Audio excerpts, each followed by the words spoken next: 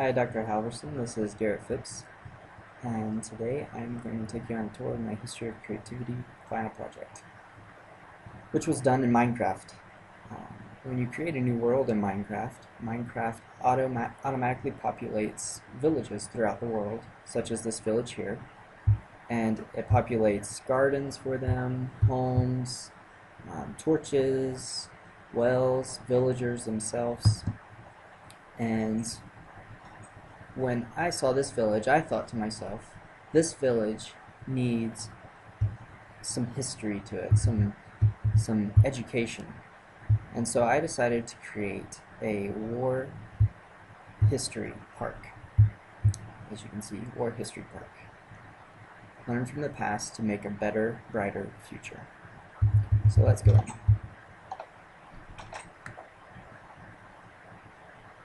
First off, I created a monument to the Cold War. As we know, the Cold War was called cold because we didn't necessarily, the United States and the USSR did not directly engage each other. If we had, it would have been an atrocious war. And so this is a monument basically just to symbolize the fact that we didn't go to this war, and it was a good thing that we didn't go to war because many lives would have been lost. Over here we have two monuments to World War I. The first is a submarine that I built for World War I. You can see it's completely in water, at least sitting on top of water. You can even go inside. And I did a submarine because submarines first were used in World War I, and they're actually, a lot of people don't know this, but they're the reason why the war ended the way it did, because the United States only entered the war because of a submarine sinking several ships, such as the Lusitania. Here we have a monument to trench warfare. Trench warfare was atrocious in World War I. It was made to prevent machine guns from killing so many people, but really in the end, it alone killed probably more people than the machine guns would have. And people died to the machine guns anyways because they went into no man's land. I wanted to create this as realistically as possible so you could get the feeling of what it must have been like. The only difference would have been, of course, having rats in here and dying people. So here we have barbed wire, and I'm going to jump over the barbed wire.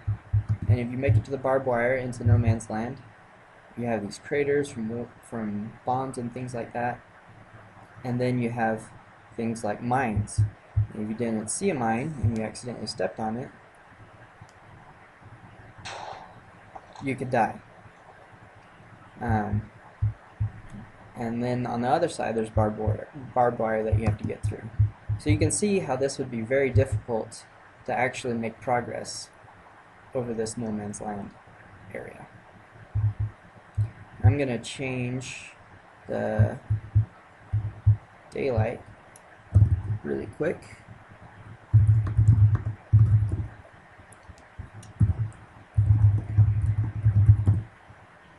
There we go.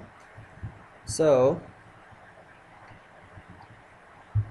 this area is pretty interesting as well. This is from the Elizabethan era. Anyways, this is one of the major battles that was a turning point in English and Spanish history. As you can see here, there's the Spanish Armada, which has several boats, and then here's the English fleet. That has very few, but with a little bit of bad weather and outstanding maneuvering by Sir Francis Drake, the English were actually able to destroy most of the Spanish Armada. And this was a massive victory that led to the downfall of the Spanish Armada and to the uprising of the English Navy. And here we have another monument to, or the first monument to World War II. this was dedicated to a strategy called island hopping. I really like this strategy. I'd never really heard about it before or didn't remember it. And basically the idea is, say that we're the US right here and Japan is in that opposite corner. And this is the Pacific Ocean and its several islands.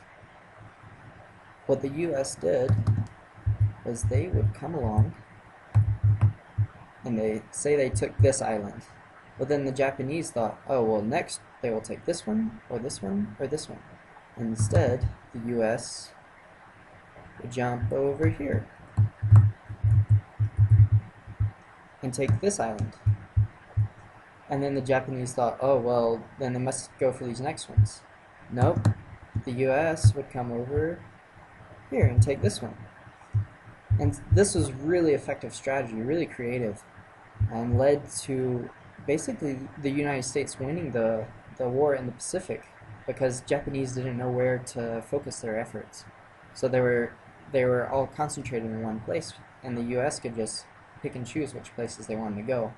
And then previously captured islands could help the US further capture new islands. So it was just a great thing all around. And also I did want to show you an aerial view of this trench warfare because I think it's pretty cool. But anyways, so then the last monument that I created is a monument to the American Revolution. This is George Washington's crossing of the Delaware River. So I put snow in here because it was done in December, and I put ice. And basically I just wanted the people that came to this part to be able to feel what it must have been like in these freezing cold conditions. I'm sure it was really difficult to navigate their way through, and basically to remember how much of a victory this was, because this is one of the first victories really in the American Revolution, and it led to motivation, really, to a good morale. And in my personal opinion, I think it was kind of a turning point in the war. So I think it was really important, and it was really creative of Washington to go through this icy river in December to capture these troops. So that's the monument to the American Revolution. And then over here I just created these benches so that people can sit and think and recollect or ponder on the things that they have learned at the park. And yeah, basically that's my final project, and just an aerial view. You can kind of see everything. Hopefully, if these villagers were real people, they would come in and learn a lot of things about the history and creativity in general, and hopefully they would like my park. I can open this to the real world, and people can come in and visit my park, so I might do that in the future so that other people can learn more about history and some of the monuments that I was able to create here. So that's about it for my project, and on that note, I'm going to go ahead and end. Thanks for listening.